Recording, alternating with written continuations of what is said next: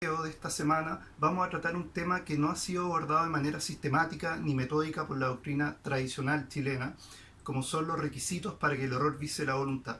Si nosotros le preguntamos a nuestros alumnos cuáles son los requisitos para que la fuerza o el dolo vise la voluntad, nos responden sin mayores inconvenientes. Nos dicen, a propósito de la fuerza, que esta debe ser moral, debe ser grave, injusta, determinante, y algunos agregan que también debe ser actual e inminente.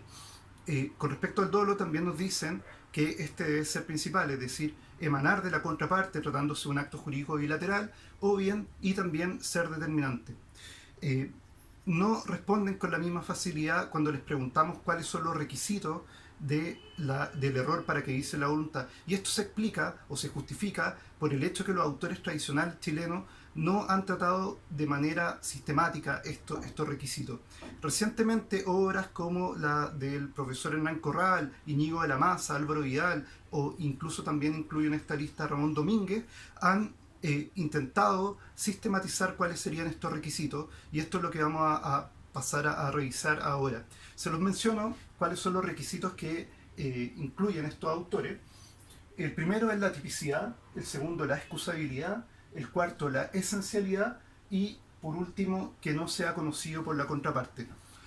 Con respecto a la tipicidad, esto tiene que ver con que el código hace un tratamiento casuístico del error. Establece una serie de casos o tipos de error entre los artículos 1453 y 1455 del Código Civil. Y lo que ocurre entonces es que si una persona quiere pedir o alegar la nulidad de un acto de contrato, debe necesariamente intentar subsumir el error o su equivocación en alguno de los supuestos que ha establecido el legislador.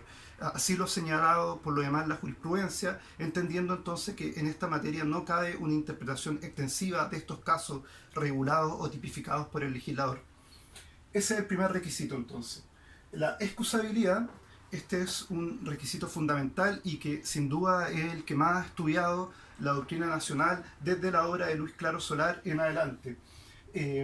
¿Por qué digo que es fundamental? Porque es este el requisito que nos va a permitir determinar o establecer quién debe correr el riesgo del error, cuál de las dos partes debe correr el riesgo del error y si es factible o no que el acto se termine por anular por dicho error. Lo importante entonces, de acuerdo a estos autores, es que el error no sea inexcusable, es decir, el error inexcusable es aquel que proviene de la falta de diligencia de una de las partes del contrato. Como dicen algunos autores, es el que proviene de la culpa, de la imprudencia o de la supina ignorancia de alguna de las partes contratantes. ¿Cómo fundamentamos este requisito? Aparece, el primer fundamento sería el aforismo que nos dice que nadie puede aprovecharse de su propia torpeza o imprudencia, y también algunos autores señalan el artículo 706 a propósito de la buena fe en materia posesoria que se podría aplicar de manera generalizada. Lo otro importante a propósito de este requisito es qué debe tenerse en consideración para efecto de ir determinando si el error es excusable o inexcusable. Y lo primero que tenemos que tener en consideración es el deber de informarse. Cada parte contratante debe informarse acerca de los elementos, de las condiciones o de las cosas u objetos que van a ser parte de este acto de contrato. Lo otro importante es la calidad personal de quien sufre el error. Esto significa que para efecto de determinar si este error es excusable o no, se va a tener que tener en consideración si el que lo sufre tenía ciertos conocimientos, experiencia o por su profesión debía necesariamente conocer acerca de este error. Hay ejemplos sobre esto en la jurisprudencia francesa. Uno de los casos que les puedo citar es aquel de un arquitecto que compra un terreno y pretende edificar en este terreno, pero resulta que se le impide por las ordenanzas municipales.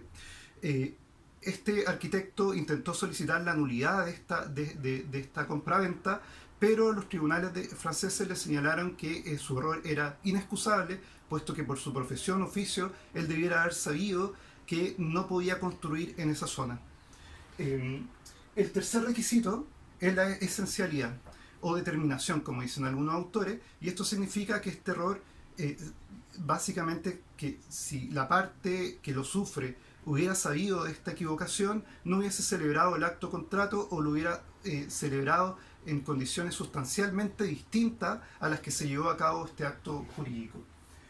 Por último, debemos señalar que no debe emanar de la contraparte. Esto no es un requisito que lo recoja la doctrina, pero nosotros preferimos agregarlo, puesto que consideramos y entendemos que si la contraparte tenía conocimiento del error en que había que estaba sufriendo la contraparte, entonces en ese caso lo que tiene que ocurrir es que más bien esto debiera ser tratado como un caso de dolo negativo eh, y más que un caso de error. De todas formas, como les digo, este no es un requisito que haya sido analizado por todos los autores, eh, pero preferimos tenerlo también en consideración. Estos son entonces los requisitos para que el error vicie la voluntad. Luego, obviamente, hay que analizar cada caso y cada supuesto de error, que eso lo hacen prácticamente todos los manuales clásicos y modernos acerca del acto jurídico